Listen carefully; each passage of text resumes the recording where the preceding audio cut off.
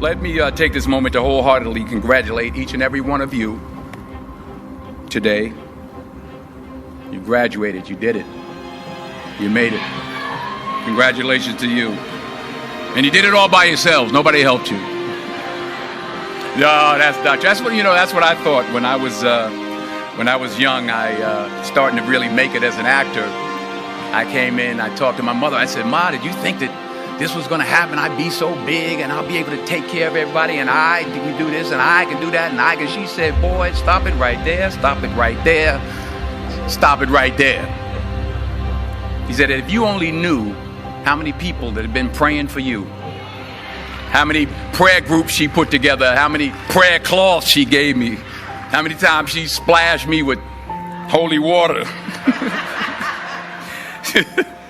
to save my sorry behind," as she said it.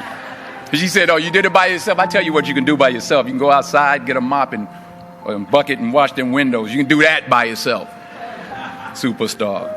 So I'm saying that to say I want to congratulate all the parents and friends and family and aunties and uncles and grandmothers and grandfathers and teachers and friends and enemies.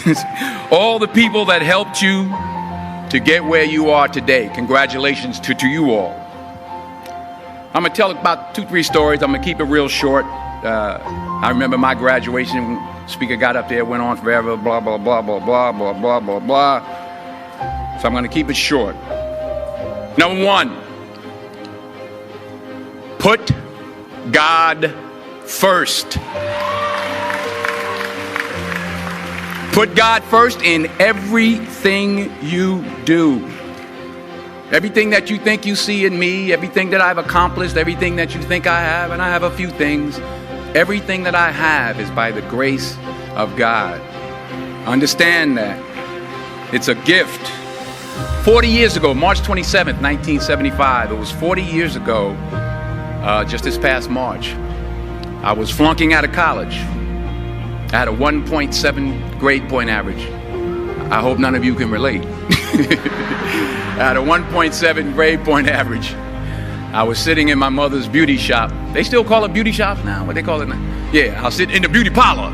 I was sitting in my mother's beauty parlor, and I'm looking in the mirror, and I see behind me this woman under the dryer. And every time she looked up, every time I looked up, she was looking at me, just looking me in the eye.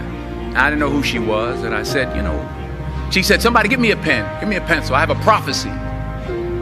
March 27, 1975, she said, "Boy, you are going to travel the world and speak to millions of people." Now, mind you, I was flunked out of college. I'm thinking about joining the army. I didn't know what I was going to do, and she's telling me I'm going to travel the world and speak to millions of people. Well, I have traveled the world, and I have spoke to millions of people. But that's not the most important thing, the success that I had. The most important thing is that what she taught me and what she told me that day has stayed with me since. I've been protected. I've been directed. I've been corrected. I've kept God in my life, and it's kept me humble. I didn't always stick with him, but he always stuck with me. So stick with him in everything you do. If you think you want to do what you think I've done, then do what I've done and stick with God. Number 2, fail big. That's right. Fail big. Today is the beginning of the rest of your life, and it can be very frightening. It's a new world out there. It's a mean world out there, and you only live once. So do what you feel passionate about. Take chances professionally. Don't be afraid to fail. There's an old IQ test, was 9 dots, and you had to draw 5 lines with a pencil within these 9 dots without lifting the pencil. The only way to do it was to go outside the box. So don't be afraid to go outside the box. Don't be afraid to think outside the box. Don't be afraid to fail big, to dream big. But remember, dreams without goals are just dreams, and they ultimately fuel disappointment. So have dreams, but have goals. Life goals, yearly goals, monthly goals, daily goals. I try to give myself a goal every day. Sometimes it's just to not curse somebody out. Simple goals, but have goals. And understand that to achieve these goals, you must apply discipline and consistency. In order to achieve your goals, you must apply discipline, which you have already done, and consistency every day, not just on Tuesday and miss a few days. You have to work at it every day. You have to plan every day. You've heard the saying, we don't plan to fail, we fail to plan. Hard work works. Working really hard is what successful people do. And in this text, tweet, twerk world that you've grown up in, remember, just because you're doing a lot more doesn't mean you're getting a lot more done.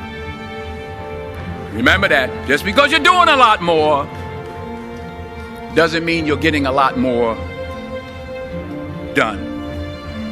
Don't confuse movement with progress. My mother told me, she said, yeah, because you can run in place all the time and never get anywhere. So continue to strive, continue to have goals, continue to progress. Number 3, you'll never see a U-Haul behind a hearse. I'll say it again. You'll never see a U-Haul behind a hearse. I don't care how much money you make, you can't take it with you. The Egyptians tried it. They got robbed. That's all they got. You can't take it with you. And it's not how much you have. It's what you do with what you have.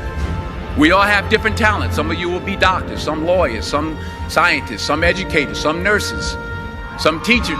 Yeah, okay. Some preachers. The most selfish thing you can do in this world is help someone else. Why is it selfish? Because the gratification, the goodness that comes to you, the good feeling that I get from helping others, nothing's better than that. Well, one or two things, but nothing's better than that. Not jewelry, not big house I have, not the cars, but it's the joy. That's where the joy is, in helping others. That's where the success is, in helping others. Finally,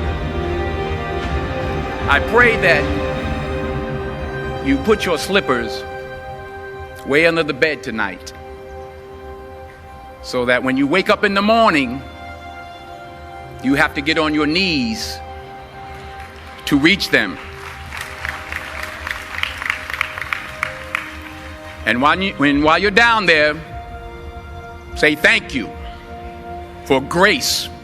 Thank you for mercy. Thank you for understanding. Thank you for wisdom. Thank you for parents. Thank you for love. Thank you for kindness. Thank you for humility. Thank you for peace. Thank you for prosperity. Say thank you in advance for what's already yours. It's how I live my life. That's why I am, one of the reasons why I am today.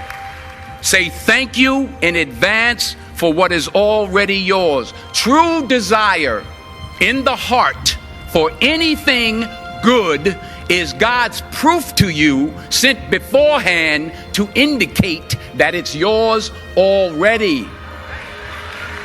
I'll say it again.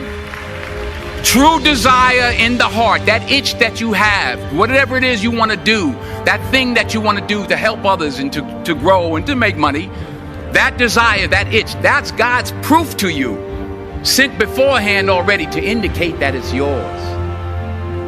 And anything you want good, you can have.